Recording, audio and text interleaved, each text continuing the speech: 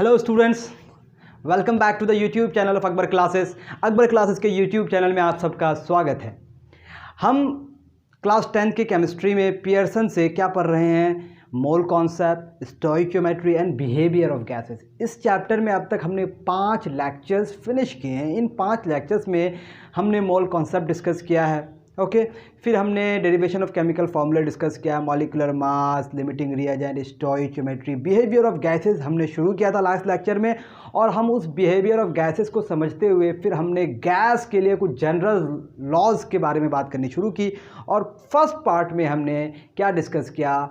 2 gas के laws discuss किए। The number 1 gas law was the Boyle's law and the number 2 gas law was the Charles law. तो Charles law तक बातें रुकी थी। Charles law पे हम लोग शायद क्वेश्चन नहीं कर पाए थे, तो चार्ल्स लॉ पे क्वेश्चन करेंगे। उससे पहले चार्ल्स लॉ क्या था वो हम देख लेते। चार्ल्स लॉ क्या था कि आपका अगर कोई वॉल्यूम ले रहे हैं टी टेम्परेचर पे, ओके, आपका कोई गैस था 0 डिग्री सेल्सियस पे, उसका वॉल्यूम था V0 मान लेते हैं, ठीक है। इसका टेम्परेचर T डिग्री सेल्सियस में इसका वॉल्यूम हो गया VT।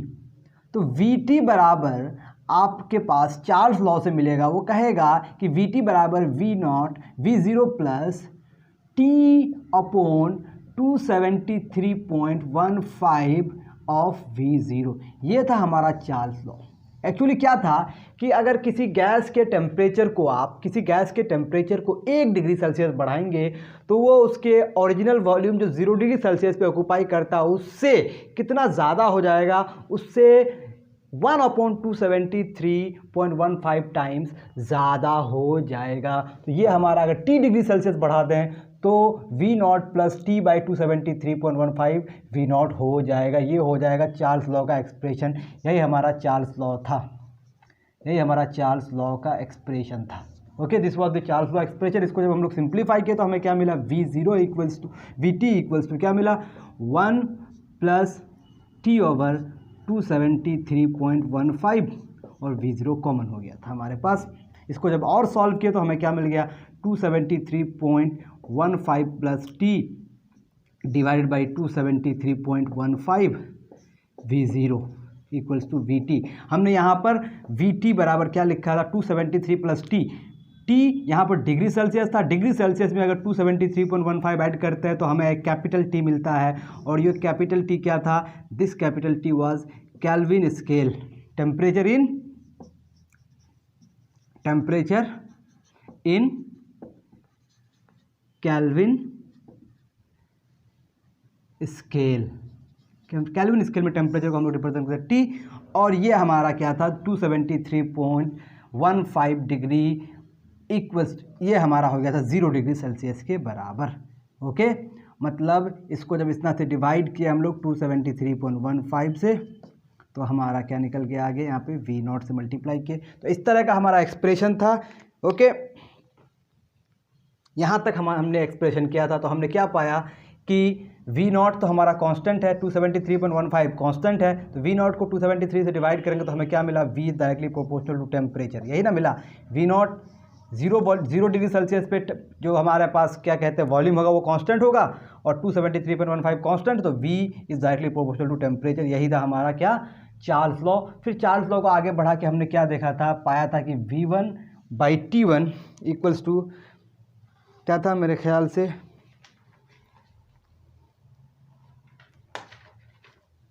वो था V1 by T1 equals to V2 by T2। क्यों ऐसा मिला? क्योंकि यहाँ से आप लिख सकते हैं V by T is constant. तो V बाई T अगर कांस्टेंट है तो टेम्परेचर अगर V1 हो जाए, टेम्परेचर वॉल्यूम अगर V1 हो जाए, टेम्परेचर T1 टेम्परेचर पे V1 अगर वॉल्यूम हो, तो V1 by T1 must be equal to V2 by T2। इस एक्सप्रेशन का यूज़ हम लोग करेंगे किसको? न्यूमेरिकल सॉल्व करने के लिए। आइए एक क्वेश्चन देखते हैं, उस क्वेश्चन को बनाते हैं, फिर हम लोग आगे बढ़ते हैं। तो ये रहा क्वेश्चन आपके पास।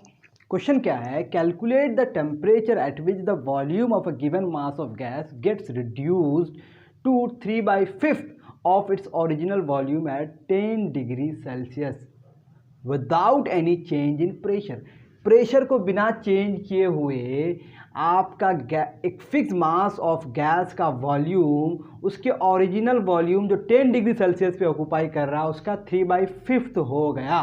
तो कौन से टेम्परेचर में हुआ? 10 डिग्री सेल्सियस पे उसका कुछ वॉल्यूम है, आपने टेम्परेचर को चेंज किया, टेम्परेचर को चेंज करने के बाद उसका वॉल्यूम 3/5 हो गया उसके ओरिजिनल वॉल्यूम से।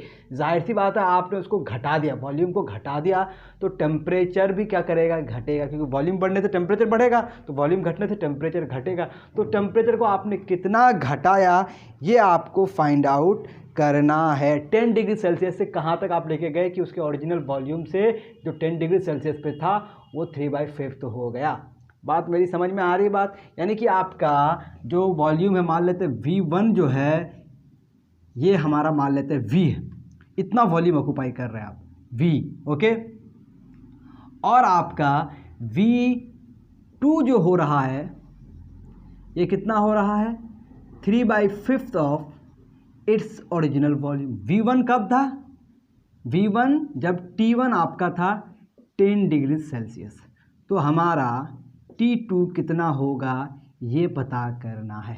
यही ना पता करना है भाई, यही ना सवाल में है, T2 कितना होगा ये हमें पता करना है।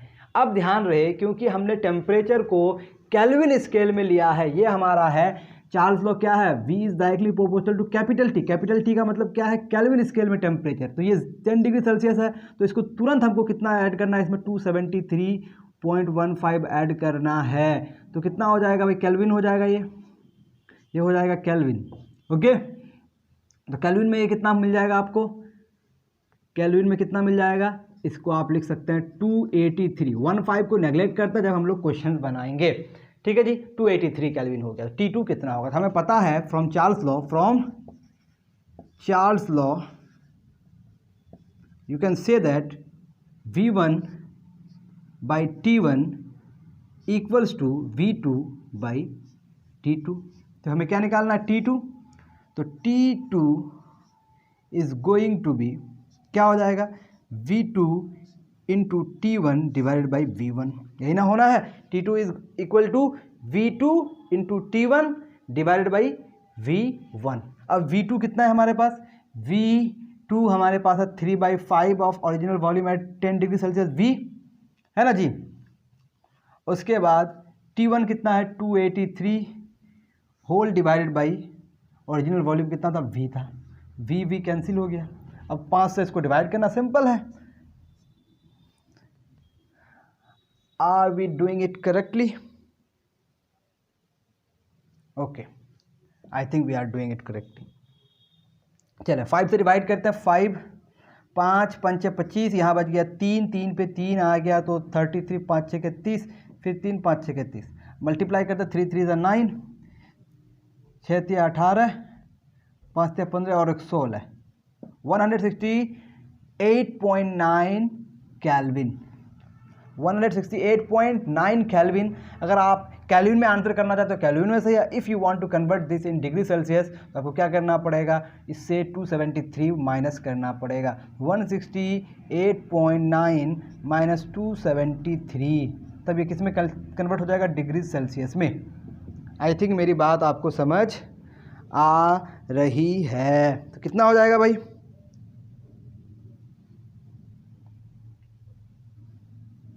यहाँ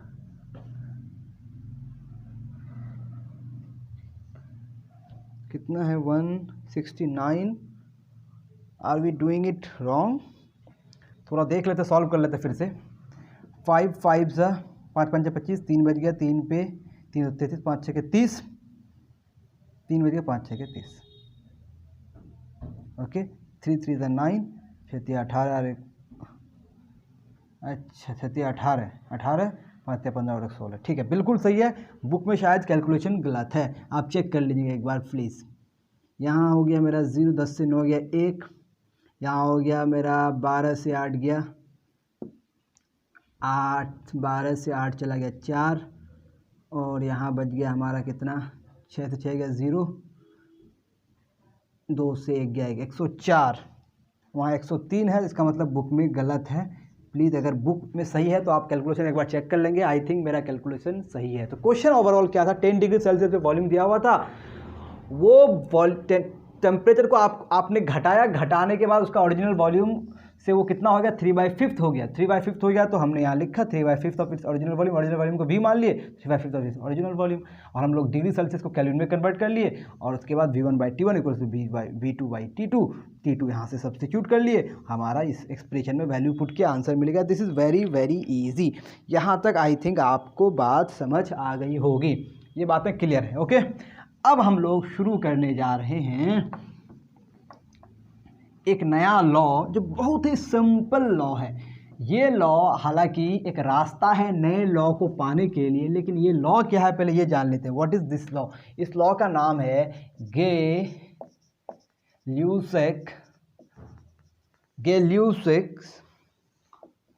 law of combining volumes. Combining volumes, ये लॉ कहता क्या है? Let me write the statement. If in a chemical reaction, if all the reactants and products are in gaseous state, then they are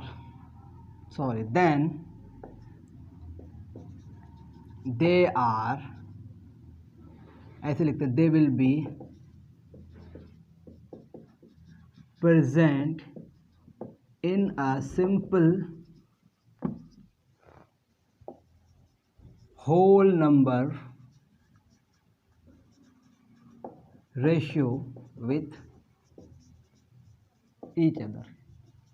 ऐसा लग रहा होगा कि बहुत दिक्कत की बात है। क्या कह रहा है? In a chemical reaction if all the reactants and products are in gaseous state then they will be present in a simple whole number ratio. अगर किसी केमिकल रिएक्शन में सारे रिएक्टेंट एंड सारे प्रोडक्ट गैसियस स्टेट में है, तब आपको ये वाला लॉ अप्लाई करना है, गे-ल्यूसेक लॉ। सारे रिएक्टेंट और सारे प्रोडक्ट अगर गैसियस स्टेट में है, फॉर एग्जांपल आपके पास CH4 है, इसको आपने जलाना है, ये गैस है, जलाने के लिए ऑक्सीजन गैस के साथ रिएक्ट करेगा, फिर इसने क्या बनाना है? इसने बनाना है CO2 प्लस H2O बनाना है। ये भी गैसियस स्टेट में बनेगा, ये भी गैसियस स्टेट में बनेगा, ये सारे गैसियस स्टेट में होंगे। तो ये सारे जब गैसियस स्टेट में होंगे तो इसको पहले बैलेंस करते हैं। बैलेंस जब करेंगे तो आपको क्या मिलेगा? यहाँ मेरे ख्याल से यहाँ एक कार्बन ठीक है, हाइड्रोजन यहाँ 2 है, 2 से मल्टीप्लाई किए, यहाँ पर हाइड्रोजन 4 हो गया, ऑक्सीजन यहाँ पे 2 2 4 हो गया, ऑक्सीजन यहाँ पर 2 2 4 हो गया। मेरे ख्याल से मैंने एक लेक्चर में इस बैलेंसिंग को गलत कर दिया है। अब आप कह सकते हैं इसका एक वॉल्यूम है, इसका 2 वॉल्यूम है, इसका 1 वॉल्यूम है, इसका 2 वॉल्यूम है। तो उनके जो वॉल्यूम्स का रेशियो होगा, they will be present in a simple whole number ratio, है ना?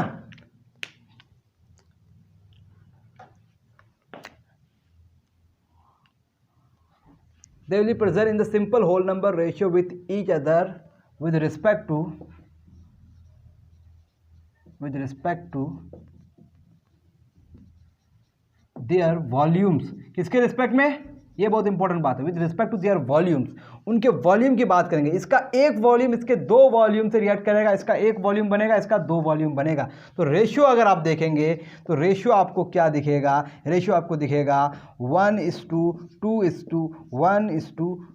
ये रेशियो हमेशा पाया जाएगा। तो जब भी आपके किसी रिएक्शन में सारे के सारे गैसियस रिएक्टेंट्स और प्रोडक्ट्स होंगे तो उनके वॉल्यूम का रेशियो फिक्स्ड होगा, सिंपल होल नंबर रेशियो होगा। यही था Gay Lussac law of combining volumes.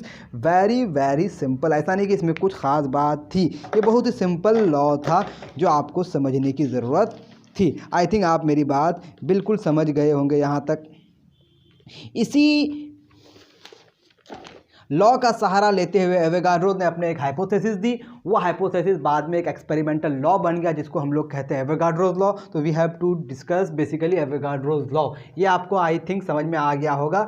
Volume का ratio simple whole number ratio होगा अगर वो सारे के सारे गैस होंगे किसी भी रिएक्शन में। रिएक्टेंट का रिएक्टेंट के साथ, प्रोडक्ट का प्रोडक्ट के साथ, एंड रिएक्टेंट का फिर प्रोडक्ट के साथ, सारा रेशियो जो होगा वो सिंपल होल नंबर रेशियो होगा। This is Gay Lussac law of combining volumes. यानी कि वॉल्यूम्स जब कंबाइन करेगा तो वॉल्यूम्स कम कंबाइन करेगा जब सारे के सारे गैसेस होंगे, और जब फिर वो प्रोडक्ट भी गैस ही बनाएंगे, तभी आपको अप्लाई करना गेल-ल्यूसेक लॉ ऑफ कंबाइनिंग वॉल्यूम्स। ये बात अगर समझ गए तो फिर क्यों ना हम पढ़ लें आज एवोगाड्रोस लॉ। क्यों ना हम पढ़ लें एवोगाड्रोस लॉ। एवोगाड्रोस लॉ क्या कहता है? एवोगाड्रोस लॉ कहता है, ये एमिडियो एवोगाड्रो ने दिया है, इन्होंने ये कहता है under the similar conditions of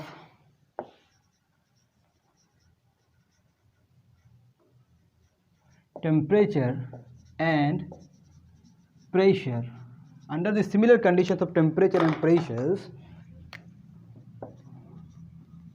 equal volumes of all gases will have equal number of molecules, या फिर इसको आप कह सकते हैं equal number of मोल्स। समझ में आ रही बात? मॉलिक्यूल्स अगर सेम होंगे तो नंबर ऑफ मोल्स भी सेम होंगे। ठीक है, क्या कह रहे हैं? Under the similar conditions of temperature and pressure, दो गैसेस हैं, एक गैस है ए, एक गैस है बी। अगर इसका वॉल्यूम V है, इसका वॉल्यूम भी V है, दोनों का वॉल्यूम अगर सेम है, दोनों का वॉल्यूम अगर सेम है, तो इसके पास अगर n नंबर ऑफ पार्टिकल्स होंगे तो इसके पास भी n नंबर ऑफ मॉलिक्यूल्स होंगे। यानी कि अगर दोनों का वॉल्यूम सेम है तो दोनों का नंबर भी सेम होगा।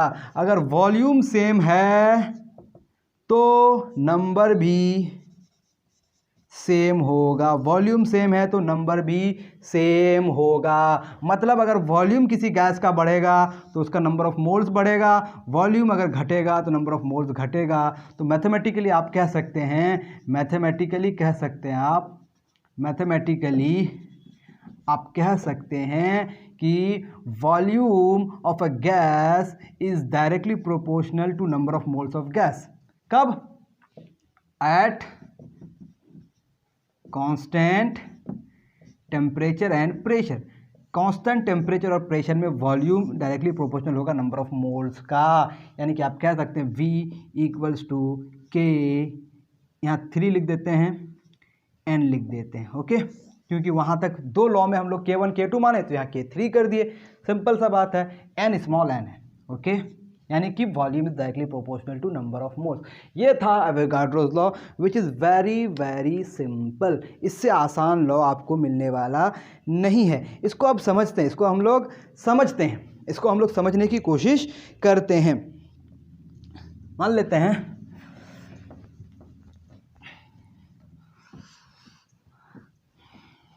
आपके पास, इसको समझने के लिए हम लोग क्या करेंगे,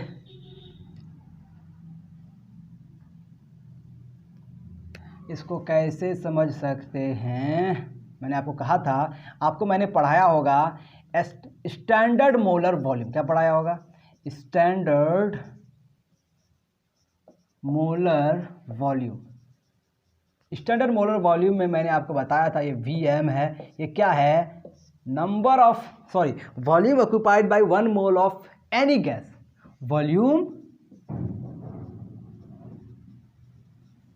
occupied by 1 mole of any gas at STP, standard temperature and pressure, is 22.4 liter, which is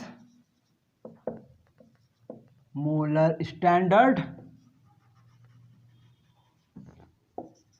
molar volume. कोई भी गैस हो, अगर 1 मोल है, 1 मोल आपके पास CH4 गैस है एट STP, तो ये 22.4 लीटर होगा। समझ में आ रही बात। अगर आपके पास 1 मोल O2 गैस है एट STP, ये भी 22.4 लीटर होगा। अगर आपके पास 1 मोल हीलियम गैस है एट STP, ये भी 22.4 लीटर होगा। मतलब अगर आपका नंबर ऑफ मोल सेम है तो वॉल्यूम भी क्या होगा, सेम होगा। तो ये अगर 2 मोल हो जाता तो ये 2 से मल्टीप्लाई हो जाता, ये 2 मोल हो जाता तो 2 से मल्टीप्लाई हो जाता, ये 2 मोल हो जाता तो 2 से मल्टीप्लाई हो जाता है। मतलब नंबर ऑफ मोल्स बढ़ेंगे तो वॉल्यूम भी बढ़ेगा। यही है एवोगाड्रोस लॉ। इससे आसान लॉ आपको मिल नहीं सकता है। आई होप आपको मेरी बात यहाँ तक समझ आ गई होगी। अब एक कॉन्सेप्ट आता है। क्या कॉन्सेप्ट आता है? इसके बाद जो कॉन्सेप्ट है, अच्छा, इसी स्टैंडर्ड मोलर वॉल्यूम को आपके बुक में क्या लिखा गया, ग्राम मॉलिक्यूलर वॉल्यूम, तो वो भी आप लिख सकते हैं। This is also called as gram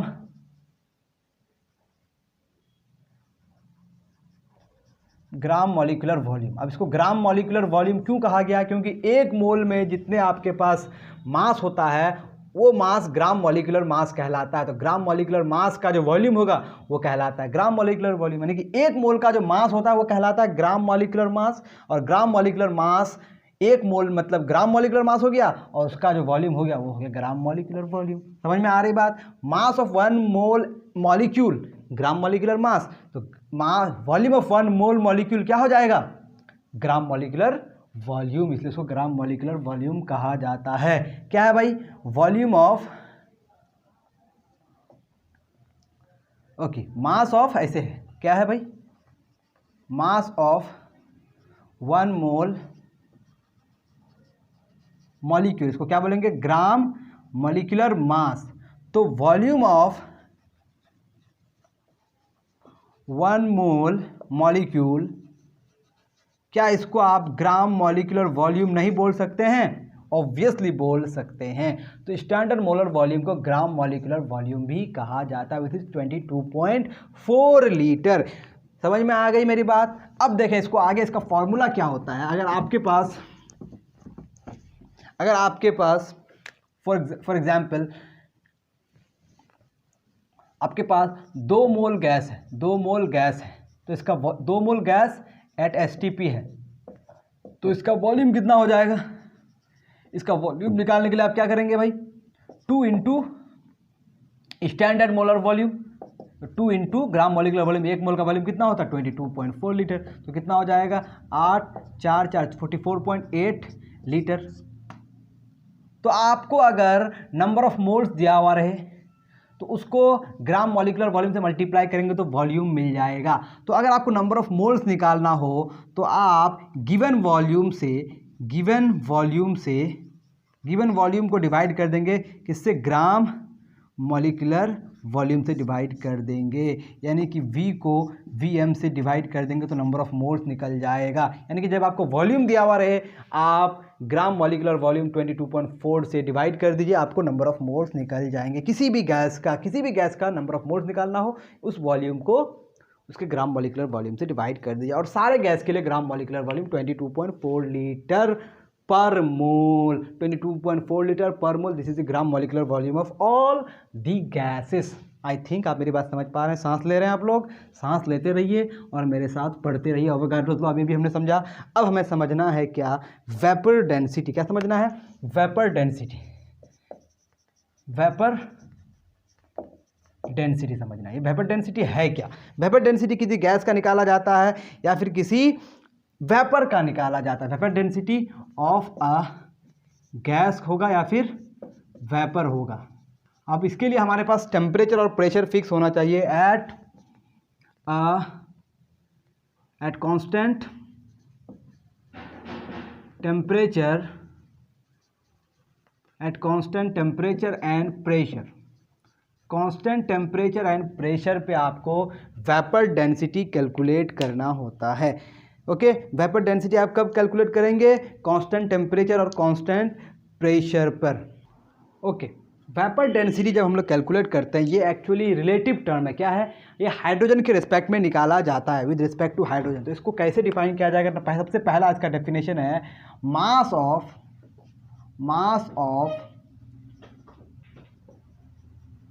certain volume of gas या वेपर, गैस लें या वेपर लें, जिस गैस की आप वेपर डेंसिटी निकाल रहे हैं उसका मास ले लिए, उसके किसी सर्टेन वॉल्यूम का, कोई आपके पास सर्टेन वॉल्यूम है, उतना ही मास लेंगे, मास ऑफ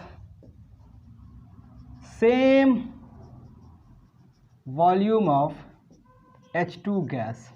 ओके, क्या होगा वेपर डेंसिटी का सबसे पहला डेफिनेशन क्या हो गया, the ratio of mass of certain volume of gas और vapour divided by mass of same volume of gas of H2 gas. यानी कि आप किसी भी गैस का कोई सर्टन वॉल्यूम को ले लिए, उस वॉल्यूम को आपने मेज़र कर लिया किसी पर्टिकुलर टेम्परेचर और प्रेशर पे, उसके मास को आप डिवाइड करेंगे उतने ही वॉल्यूम ऑफ हाइड्रोजन गैस के मास से। मतलब आपको वॉल्यूम को फिक्स रखना है, मास जितना भी हो जाए, किसी सर्टेन वॉल्यूम का मास जो होगा किसी कांस्टेंट टेम्परेचर और प्रेशर में, उसी टेम्परेचर और प्रेशर में हाइड्रोजन गैस का सेम वॉल्यूम आप लेंगे और रेशियो जब निकालेंगे वही रेशियो क्या कहलाएगा, वेपर डेंसिटी। तो vapour density is actually the ratio. ये पहला डेफिनेशन है। दूसरा डेफिनेशन क्या है, ये याद रखेंगे किसमें हो रहा है ये बात, कांस्टेंट टेम्परेचर और प्रेशर में, यानी कि इसका भी वॉल्यूम को उसी टेम्परेचर और प्रेशर में मेज़र किया जा रहा है, इसके वॉल्यूम को भी उसी टेम्परेचर और प्रेशर में मेज़र किया जा रहा है। समझ में आ रही बात। अब हमारे पास जब वॉल्यूम सेम है तो क्या नंबर ऑफ मोल्स सेम नहीं होंगे? अवोगाड्रोस लॉ में हमने अभी भी पढ़ा, volume is directly proportional to number of moles. अगर वॉल्यूम सेम है तो नंबर ऑफ मोल्स सेम होंगे। Under the similar condition of temperature and pressure, volume occupied by same under this similar condition of temperature and pressure, same number of gases will occupy same volume। यही ना था, अगर same number of gases हैं तो उसका volume भी same होगा। तो वॉल्यूम अगर सेम है तो क्या नंबर ऑफ मोल सेम नहीं होंगे? तो हम कह सकते हैं मास ऑफ n मॉलिक्यूल्स हमने ले ले हैं, n molecules of the gas, molecules of जिस गैस की बात कर रहे हैं, ऑफ द गैस और vapour divide by mass of, जितना मॉलिक्यूल उस गैस का होगा उतने मॉलिक्यूल्स हाइड्रोजन के होंगे, n molecules of H2 gas. ठीक है जी, इसका n मॉलिक्यूल, इसका भी n मॉलिक्यूल। तो अगर इसका एक मॉलिक्यूल लेंगे तो mass of one molecule of the gas अगर लिया जाए या वेपर लिया जाए तो हम लोग एक मॉलिक्यूल हाइड्रोजन का भी लेंगे, इसका जितना वॉल्यूम इसका भी उतना वॉल्यूम, इसका जितना मोल इसका जितने मॉलिक्यूल इसके भी इतने मॉलिक्यूल, तो इसका अगर एक मॉलिक्यूल इसका भी उतना ही मॉलिक्यूल। तो mass of one molecule of H2 gas. Okay, तो mass of one molecule of the gas कितना ले लिए? वन मॉलिक्यूल ले लिए। एक मॉलिक्यूल का मास क्या कहलाता है? Molecular mass. क्या कहलाता है? Mass of one molecule of any gas, anything is molecular mass. तो ये क्या हो गया? Molecular mass. Molecular mass, actually ये मास क्या कहलाता है? एक मॉलिक्यूल का मास को हम लोग एग्जैक्टली तो नहीं कैलकुलेट करते, हम रिलेटिवली कैलकुलेट करते हैं। तो ये एक्चुअली कहलाता है एक मॉलिक्यूल का mass relative molecular mass of the gas का relative molecular mass divided by एक मॉलिक्यूल का मास। किसका? एक मॉलिक्यूल H2 गैस का मास क्या कहलाएगा? Molecular mass of H2। लेकिन अगर हम इसको 2 से मल्टीप्लाई करें तो क्या हो जाएगा? Relative atomic mass of hydrogen का रिलेटिव एटॉमिक मास हो जाएगा। तो आप रिलेटिव मॉलिक्यूलर मास को अगर हम लोग क्या लिख दें? m लिख दें, capital M। Okay, capital M लिख दें, या फिर मॉलिक्यूलर मास ही लिख दें। सिंपली इसको रिलेटिव मॉलिक्यूलर मास लिख रहे हैं, डिवाइडेड बाई 2 हो जाएगा, क्योंकि रिलेटिव एटॉमिक मास हाइड्रोजन का कितना होता है? 1 होता है। यही आपका क्या कहलाया? Vapour density.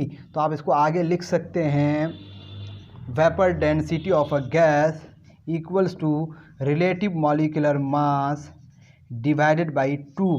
किसी भी गैस की वेपर डेंसिटी निकालने के लिए आप क्या करेंगे? उसके रिलेटिव मॉलिक्यूलर मास को 2 से डिवाइड कर देंगे, या फिर किसी गैस का रिलेटिव मॉलिक्यूलर मास निकालने के लिए आप 2 से उसकी वेपर डेंसिटी को मल्टीप्लाई कर देंगे। This formula is frequently use for the calculation in numerical problem. जब न्यूमेरिकल्स आप सॉल्व करेंगे तो ये बार बार इस्तेमाल होगा। तो ये हो गया हमारा वेपर डेंसिटी। आई थिंक आप वेपर डेंसिटी के कॉन्सेप्ट को समझ गए होंगे। वेपर डेंसिटी एक्चुअली क्या है? Mass of a certain volume of the gas divided by mass of the same volume of H2 gas. Hydrogen gas के रिस्पेक्ट में किसी गैस दूसरे गैस का वॉल्यूम को जब हम लोग डिवाइड करते हैं तो जो रेशियो निकलता है वही वेपर डेंसिटी कहलाता है। दोनों का वॉल्यूम सेम टेम्परेचर और सेम प्रेशर पे मेजर करते हैं और दोनों का वॉल्यूम जब सेम हो वहाँ जो रेशियो निकलता है उसको हम कहते हैं वेपर डेंसिटी। आई थिंक आप मेरी बात यहाँ तक गए होंगे समझ। ओके, अब एक क्वेश्चन है आपके बुक में, कुछ और छोटी छोटी बातें दी गई है। कहा जा रहा है कि Boyle's law says that pressure and volume are inversely proportional to each other. Everyone knows कि जब प्रेशर बढ़ेगा वॉल्यूम घटेगा, ये बॉयल्स लॉ कहता है। How ever when balloon is blown both volumes and pressure increases continuously. जब balloon को blow करते हैं आप तो उसका वॉल्यूम और प्रेशर दोनों बढ़ता है। तो क्या आप इसमें बॉयल्स लॉ को जस्टिफाई कर सकते हैं? Of course not. क्यों? क्योंकि जब आप बॉयल्स लॉ अप्लाई करते हैं आपका मास फिक्स रहता है। When you are blowing a balloon आप मास को चेंज कर रहे हैं और मास अगर चेंज हो तो आप बॉयल्स लॉ अप्लाई कर ही नहीं सकते हैं। Boyle's law is always applied for a fixed mass of gas. तो यहाँ बॉयल्स लॉ अप्लाई नहीं होगा। अब एक सवाल है कि केल्विन हमेशा पॉजिटिव क्यों होता है? केल्विन स्केल में हमेशा पॉजिटिव वैल्यू क्यों होता है? आपको पता है कि सबसे छोटा जो वैल्यू है आप डिग्री सेल्सियस में -273 डिग्री सेल्सियस ही पहुंच सकते हैं। पहुंच तो सकते नहीं, ये एक हाइपोथेटिकल टेम्परेचर होगा जो 0 केल्विन के बराबर होता है। ये एक हाइपोथेटिकल टेम्परेचर है जहां पर हम लोग मान के चलते हैं कि सारे के सारे गैसेस 0 वॉल्यूम को ऑक्यूपाई करता है। इसी को आप कहते हैं एब्सोल्यूट जीरो। एब्सोल्यूट जीरो से नीचे नहीं पहुंच सकते हैं, यानी कि 0 केल्विन बराबर -273.15 डिग्री सेल्सियस। इसको सिंपली 273 डिग्री सेल्सियस लिख सकते हैं। ये क्या है? Minimum achievable temperature in degree Celsius. तो जब डिग्री सेल्सियस में -273 डिग्री सेल्सियस तक पहुंच सकते हैं तो केल्विन में 0 ही पहुंच सकते हैं। इसका मतलब केल्विन कभी नेगेटिव हो ही नहीं सकता है, उससे पहले सारे गैसेस लिक्विफाई हो जाते हैं। तो किसी गैस के लिए नेगेटिव टेम्परेचर कभी पॉसिबल नहीं है।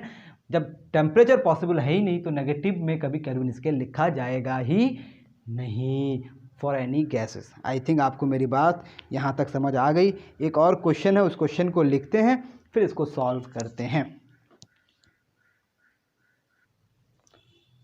ओके, अब आपको क्वेश्चन बोर्ड में दिख रहा होगा। क्वेश्चन क्या कह रहा है? Question is simple. A certain mass of a gas, आपके पास किसी गैस का सर्टेन मास लिया गया है इन 1 लीटर सिलेंडर। 1 लीटर के सिलेंडर में, सिलेंडर कितना? 1 लीटर, तो गैस का वॉल्यूम भी एक हो जाएगा 1 लीटर। यानी कि V1 जो है आपके पास ये 1 लीटर है। 1 litre can be written as 1000 centimetre cube, या फिर इसको लिख सकते हैं आप 1000 cc।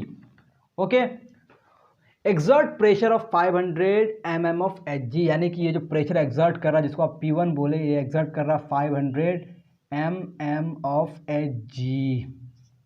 ठीक है जी, at a certain temperature, temperature certain है। ठीक है, 1 लीटर सिलेंडर है और 500 mm of Hg pressure exert कर रहा है। If the gas is transfer to another cylinder, आप इस गैस को दूसरे सिलेंडर में ट्रांसफर कर रहे हैं, where it exert 20% more pressure, जहां पर वो 20% ज़्यादा प्रेशर एक्सर्ट कर रहा है। यानी कि P2 जो है P1 से 20% ज़्यादा प्रेशर एक्सर्ट कर रहा है। P1 से 20% ज़्यादा प्रेशर एक्सर्ट कर रहा है, यानी कि P1 में उसका 20% क्या हो जाएगा?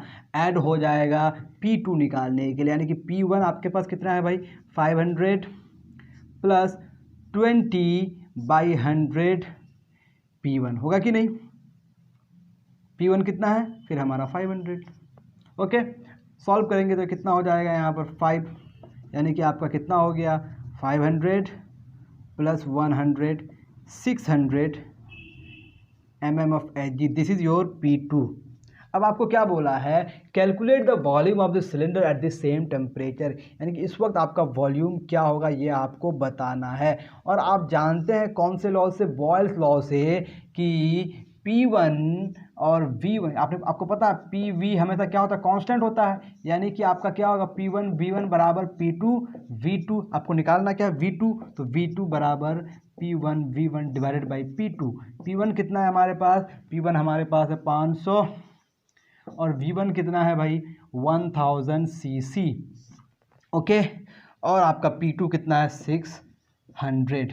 0 0 चला गया तो आपका बच गया 5000 डिवाइडेड बाई 6, 6 8 48, 6 3 18, यहाँ तक हो गया, फिर 6 3 18, फिर 6 3 18, 6 3 18 चलता रहेगा, यानी कि 833.33 cc ये हो गया आपका V2 जो हमारा रिक्वायर्ड आंसर था। आई थिंक आप मेरी बात यहाँ तक बिल्कुल समझ गए होंगे।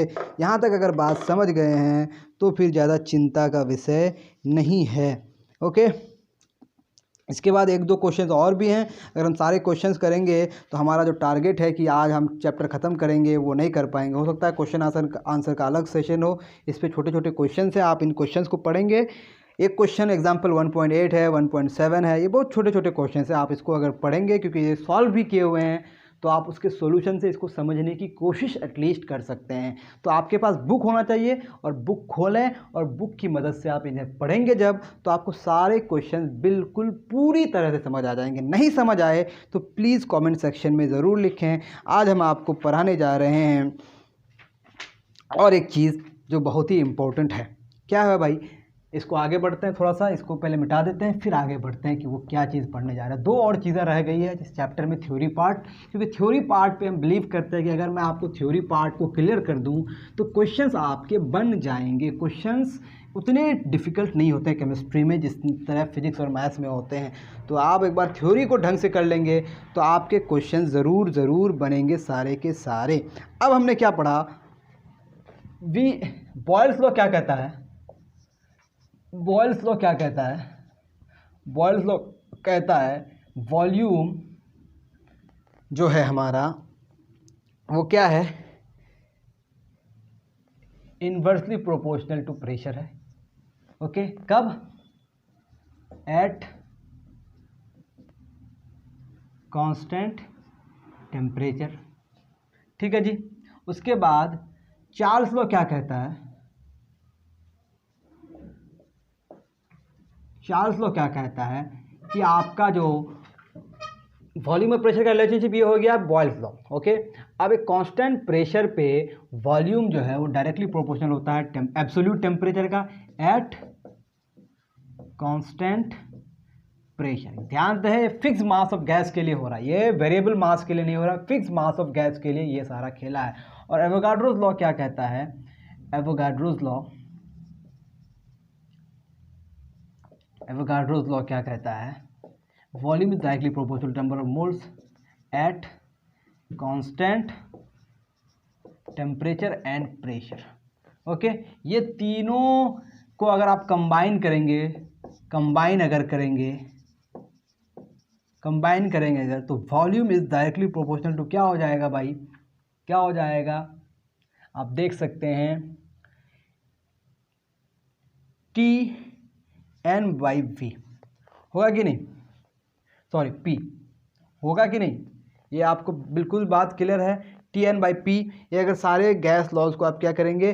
कंबाइन करेंगे। ये सब क्या है? Eight constant temperature pressure, eight constant temperature and pressure, ये हमारा है क्या भाई?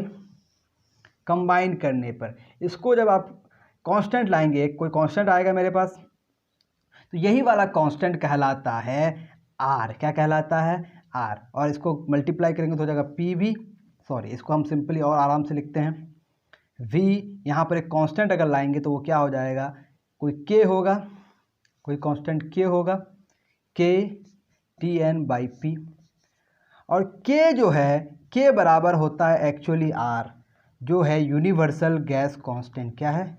यूनिवर्सल गैस कांस्टेंट है। यूनिवर्सल गैस कांस्टेंट का वैल्यू होता है 8.314 जूल पर केल्विन पर मोल। ठीक है जी। ये क्या है इसको बाद में हम लोग जानेंगे, ये भी यूनिवर्सल गैस कांस्टेंट है K का वैल्यू। तो आप क्यों ना लिख सकते हैं इसको PV इक्वल्स टू nRT। ये बहुत सिंपल फॉर्म है। ठीक है, P को V से मल्टीप्लाई कर दिए और nRT, जहाँ पर P प्रेशर है, V वॉल्यूम है, N नंबर ऑफ मोल्स है, R यूनिवर्सल गैस कांस्टेंट है, T टेम्परेचर है, और ये पूरा एक्सप्रेशन कहलाता है आइडियल गैस इक्वेशन। ये आइडियल गैस इक्वेशन, जब कोई गैस आइडियली बिहेव करेगा उसके लिए ये इक्वेशन है ideal gas equation, PV equals to nRT। This is called ideal gas equation, जहाँ पर R क्या है, यूनिवर्सल गैस कांस्टेंट है। ठीक है जी, क्योंकि एक भी गैस हमारे पास आइडियल नहीं हो सकते, no gas is ideal, perfect gas हमारे पास हो ही नहीं सकता है, सारे गैसेज उससे थोड़े से डेविएट कर जाते हैं। तो इसके बाद हमारे पास एक और एक्सप्रेशन आता है जिसका नाम होता है वैन डर वाल गैस इक्वेशन, जो हम लोग बाद में पढ़ेंगे। अभी ideal gas equation, when gases behave ideally this equation can be applied but no gas behave ideally, all the gases deviate from ideal behaviour and those gases are real gas. This is the basic difference between real gas and ideal gas. Ideal तो एक condition है, लेकिन सारे gases ideal हो नहीं सकते हैं, rare हो सकते हैं जो क्लोज अप्रोच तक जाते हैं। ये हो गया आइडियल गैस की कहानी। ठीक है जी, अब इसके बाद भी कुछ क्वेश्चंस हैं, वो क्वेश्चंस मैं स्किप करके सीधे कहाँ आ रहा हूँ, Dalton's law of partial pressure पे आ रहा हूँ। Dalton's law of partial pressure करने के बाद उस पर एक क्वेश्चन बनाएंगे, फिर हम लोग आज के इस लेक्चर को ख़त्म करने की कोशिश करेंगे। फिर भी एक टॉपिक छूट रहा है मेरे ख्याल से, जिसका नाम है डिफ्यूज़न। डिफ्यूज़न पे एक अलग लेक्चर बनेगा, डिफ्यूज़न को अगर हम लोग कवर ना भी करें तो कोई दिक्कत की बात नहीं है, लेक्चर लंबा हो जाएगा वरना। चले, आपको आइडियल गैस इक्वेशन कहाँ से आ रहा है ये समझ आ गई बात आपको। अब हम लोग पढ़ेंगे Dalton's law of partial pressure. क्या पढ़ेंगे? Dalton's law of partial pressure. क्या है? Dalton's law of partial pressure. Okay, अब मान लेते हैं आपका एक कंटेनर है, इसको आपने बंद कर दिया, इसमें आपके पास एक गैस A है, एक गैस B है, एक गैस C है, एक गैस D है, बहुत सारे गैस है, तीन ही गैस मान लेते हैं A, B, C। अब इस गैस का पूरा का जो प्रेशर होगा, टोटल प्रेशर जो होगा, P टोटल जो होगा, वो pressure due to A plus pressure due to B plus pressure due to C के बराबर होगा। टोटल प्रेशर PT जो होगा, यानी कि P टोटल जो होगा वो इंडिविजुअल गैस के प्रेशर के बराबर होगा। अब इंडिविजुअल गैस का प्रेशर क्या कहलाता है? यहाँ पे P टोटल जो है वो क्या कहलाता है? Total pressure, total pressure of the gaseous mixture, gaseous mixture का टोटल प्रेशर। और PA है ना, ये क्या है? Partial pressure of A, partial pressure, partial pressure of A। PB क्या है? Partial pressure of B। PC क्या है? Partial pressure of C। यानी कि pressure exerted by A, partial pressure of A, pressure exerted by B, partial pressure of B, pressure exerted by C, partial pressure of C। Her gas जो अपना अपना pressure exert कर रहा है उसको हम लोग क्या बोलेंगे? Partial pressure. और टोटल गैसेस मिक्सचर का प्रेशर P टोटल कहलाएगा। यही है हमारा Dalton's law of partial pressure. I think आप मेरी बात यहाँ समझ गए। इसको अगर हम इक्वेशन 1 मान लेते हैं, इसको यही छोड़ देते हैं, इसको यही छोड़ देते हैं। अब हम आगे बढ़ते हैं, थोड़ा सा इसको यहीं तक रिमाइंड रखें, ये याद रखेंगे आप। अब आगे बढ़ते हैं थोड़ा सा। ये तो हो गया पहला स्टेटमेंट किसका? डाल्टन्स लॉ का। इसको आगे बढ़ाते हैं, थोड़ा सा आगे बढ़ाते हैं, फिर मसला को आगे देखते हैं हम लोग। हमने पढ़ा अभी PV equals to nRT from ideal gas equation. तो क्या हम लोग यहाँ से P इक्वल्स टू नहीं लिख सकते हैं nRT ओवर V? ये लिख सकते हैं हम लोग, यानी कि प्रेशर को हम लोग इस टर्म में लिख सकते हैं। तो पार्शियल प्रेशर ऑफ A को क्या हम लोग नहीं लिख सकते हैं? Number of moles of A RT by V। क्यों नहीं लिख सकते हैं? क्योंकि देखें, partial pressure, Dalton's law of partial pressure कब डिफाइन होता है? Eight constant temperature, okay, and pressure. बाहर का टेम्परेचर एंड प्रेशर कांस्टेंट होगा, sorry, temperature at constant temperature and pressure. बाहर का जो कंटेनर का जो प्रेशर है और जो टेम्परेचर है वो कांस्टेंट होगा। अब देखें जी, ये हमारा है गैस, ओके। तो हमारा जो वॉल्यूम है हर गैस के लिए, वॉल्यूम तो फिक्स है ना, वॉल्यूम तो कांस्टेंट है ना, तो वॉल्यूम कांस्टेंट है, हमारा वॉल्यूम कांस्टेंट है, तो वॉल्यूम हमारा कांस्टेंट रहेगा, R हमारा कांस्टेंट रहेगा, T हमारा कांस्टेंट रहेगा। तो number of moles of A की हम लोग बात करें, इसकी बात कर रहे हैं A। तो पार्शियल प्रेशर ऑफ A बराबर क्या हो जाएगा? Number of moles of A RT by V, okay. उसी तरह से पार्शियल प्रेशर ऑफ B क्या हो जाएगा? Number of moles of B RT by V। इसी तरह से पार्शियल प्रेशर ऑफ C बराबर क्या हो जाएगा? Number of moles of C RT over V। यहाँ तक आप मेरी बात समझ गए होंगे। तो अगर आप लिखना चाहें, क्या लिखना चाहें भाई, आप अगर लिखना चाहें पी टोटल बराबर, क्या लिखना चाहें, पी टोटल बराबर, तो आप क्या लिखेंगे, P A plus P B plus P C. और अभी भी आपने देखा पी ए बराबर लिखा जा सकता है N A R T over V plus N B R T over V plus N C R T over V. Okay, अब यहाँ आप क्या कॉमन मिल रहा है, N A plus N B plus N C में से कॉमन क्या मिल गया, R T over V common मिल गया, ये हो गया पी टोटल। ओके, ये हो गया आपका पी टोटल। ठीक है जी, यहाँ तक बात मेरे ख्याल से आपको समझ आ गई होगी। अगर हम लोग पी टोटल से हम लोग पार्शियल प्रेशर ऑफ ए को पी टोटल से डिवाइड कर दें, ठीक है, नाउ हम लोग क्या कर रहे हैं, पार्शियल प्रेशर ऑफ ए को पी टोटल से डिवाइड कर रहे हैं। तो पार्शियल प्रेशर ऑफ ए क्या था हमारे पास, N A R T over V, okay, and whole divided by क्या लिखेंगे आप, number of moles of A plus number of moles of B plus number of moles of C, okay, R T over V, यही ना, R T over V cancel हो गया, बचा क्या हमारा, number of moles of A divided by number of moles of A plus number of moles of B plus number of moles of C. ये क्या total number of moles दे रहा है, तो किसी एक गैस का mole divide by total number of moles, ये आपको मिल गया P A by P total. इसको और आगे बढ़ाते हैं हम लोग, इस एक्सप्रेशन को और आगे बढ़ाते हैं, यहाँ से यहाँ देखते हैं। ओके, क्या है हमारा, P A by P total, number of moles of A, ये पी ए हो गया बाई पी टोटल हो गया, बराबर number of moles of A by total number of moles. क्या ये आपको मोल फ्रैक्शन नहीं दे रहा है, mole fraction of A, this is your mole fraction of A, क्या हो गया ये, मोल फ्रैक्शन ऑफ ए, यानी कि आप लिख सकते हैं P A partial pressure of A बराबर P total into mole fraction of A. अगर पी टोटल हमारे पास कांस्टेंट है तो क्या आप नहीं कह सकते partial pressure of A is directly proportional to mole fraction of ए।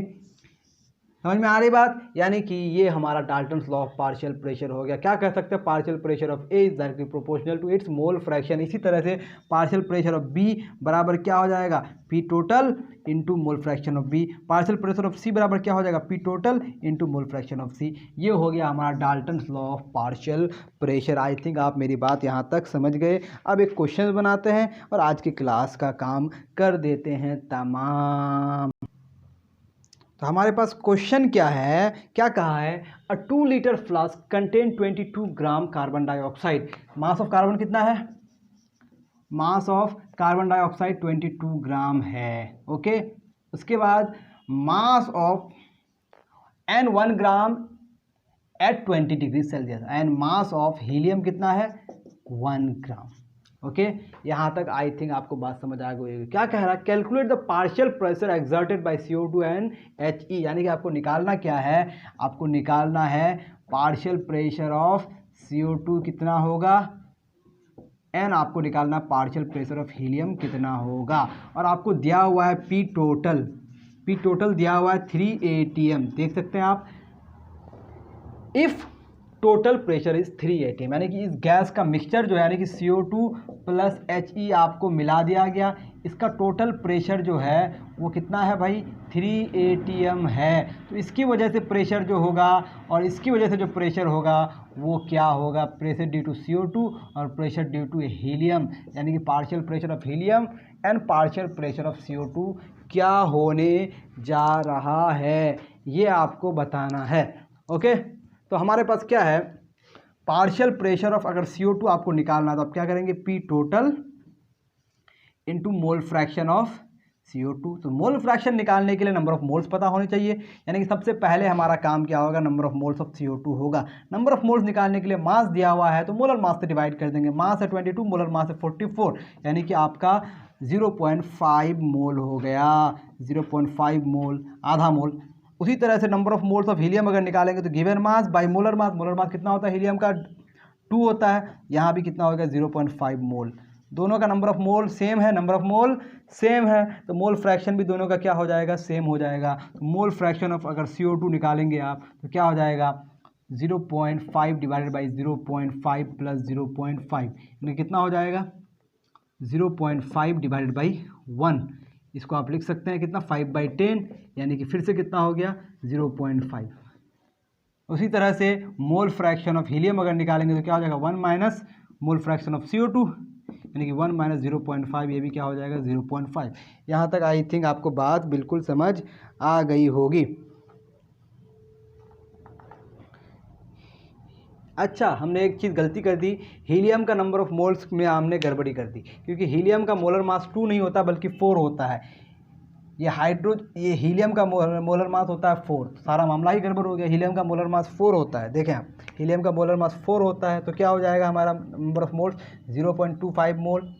तो अगर आप मोल फ्रैक्शन ऑफ CO2 यहाँ कैलकुलेट करेंगे तो कितना हो जाएगा, 0.5 डिवाइडेड बाई 0.5 प्लस 0.25, तो कितना हो गया, 0.5 डिवाइडेड बाई 0.30। ठीक है, यहाँ कितना हो जाएगा, इसको लिख सकते हैं आप, डेसिमल हटाएंगे तो हो जाएगा यहाँ पर 5/30 इंटू यहाँ हो जाएगा 100 और यहाँ हो जाएगा इंटू 10, 0 0 कैंसिल, 0 0 कैंसिल, कितना हो गया 5/3। कितना हो गया 5/3, मतलब गड़बड़ हो गया मोल फ्रैक्शन, तो ऐसा आएगा ही नहीं। हम लोग क्या गड़बड़ कर रहे हैं, मोल फ्रैक्शन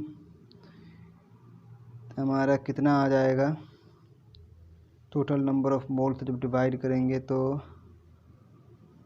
ऐड करने में ही गलती कर रहे हैं, एडिशन ही गड़बड़ हो जा रहा है, तो फिर मामला आगे कैसे सही होगा। 0.5 थोड़ा धीरे धीरे ही करते हैं, यहाँ हमारा 0 है मान लेते हैं, तो कितना हो जाएगा, जोड़ेंगे तो 5 + 7 5 0.75 हो जाएगा। तो आपका कैलकुलेट करने पर ये कितना आ जाएगा, 5 × 100 डिवाइडेड बाई 75 × 10 टाइम्स हो गया। अब 5 को इससे डिवाइड करेंगे तो कितना हो जाएगा, 5 × 1 = 5, 5 × 5 = 25, 15, 10/15, 5 2 5 3, 2/3 हो गया। 2/3 को डिवाइड करेंगे तो कितना हो जाएगा, 3 6 के पॉइंट दे दिए, 0 पॉइंट, 3 6 के 18, 3 6 के 18, 3 6 के 18, 3 6 के 18 चलते रहेगा, तो आपको इसको लिख सकते हैं 0.67। तो मोल फ्रैक्शन ऑफ हीलियम निकालने के लिए क्या करेंगे, 1 minus mole fraction of CO2, 1 minus कितना हो जाएगा 0.67, तो कितना हो जाएगा भाई, 10 से 7 गया 3, 9 से 6 गया 3, 0.33। ये दोनों का मोल फ्रैक्शन हो गया। जब मोल फ्रैक्शन पता चल गया तो पार्शियल प्रेशर ऑफ CO2 निकालने के लिए क्या करेंगे, P total into mole fraction of CO2। P total कितना है हमारे पास, 3 एटमॉस्फेरिक प्रेशर, और हमारे पास पार्शियल मोल फ्रैक्शन कितना निकल गया CO2 का, 0.67। कितना हो जाएगा देख सकते हैं आप, 3 7 21 हो गया, 3 6 के 18 और 2 20 हो गया, 300, तो यहाँ हो गया 2। ठीक है जी, तो हो गया आपका 2.01 ATM। ये partial pressure of CO2, partial pressure of helium. यहाँ तक सही है कि नहीं, हमारा देख लेते हैं। ओके, 2.01, ओके, हम लोग सही कर रहे हैं। P total into mole fraction of helium. P total हमारे पास कितना है 3, और मोल फ्रैक्शन ऑफ हीलियम हमारा 0.33। कितना हो गया, 3 3 9, 3 3 9, 0.99 ATM। ये हो गया मोल fraction of partial pressure of helium, partial pressure of CO2। तो अगर आपको टोटल प्रेशर दिया हुआ रहे, इंडिविजुअल गैस का मास दिया हुआ रहे, तो वहाँ से आपका मोल फ्रैक्शन निकल जाएगा। मोल फ्रैक्शन को टोटल प्रेशर से मल्टीप्लाई करेंगे तो पार्शियल प्रेशर निकल जाएगा। This is how you can calculate. यहाँ तक आपको बात समझ आ गई होगी। तो क्या आज हम लोग यहीं तक चैप्टर को ख़त्म करते हैं, और ग्राहम्स लॉ ऑफ डिफ्यूज़न की जो बात है उस पर हम लोग एक नया लेक्चर कर देंगे। आज के लेक्चर में हमारे गैस लॉज ख़त्म होते हैं। तो ये 2 पार्ट हो गए गैस लॉज के, part 1 and part 2। In 2 part में आपका चैप्टर बिल्कुल अब ख़त्म हो गया। ग्राहम्स लॉ एक अलग टॉपिक है जिसको हम लोग एक अलग लेक्चर में डिस्कस कर लेंगे। Okay, thank you very much for joining us. अगर आप अब तक हमारे अकबर क्लासेस के यूट्यूब चैनल को सब्सक्राइब नहीं किए हैं तो प्लीज़ सब्सक्राइब कर दें। अगर वीडियो पसंद आया तो ज़रूर लाइक करें, और अपने उन दोस्तों के साथ ज़रूर शेयर करें जो पियर्सन को पढ़ना चाहते हैं। Thank you very much.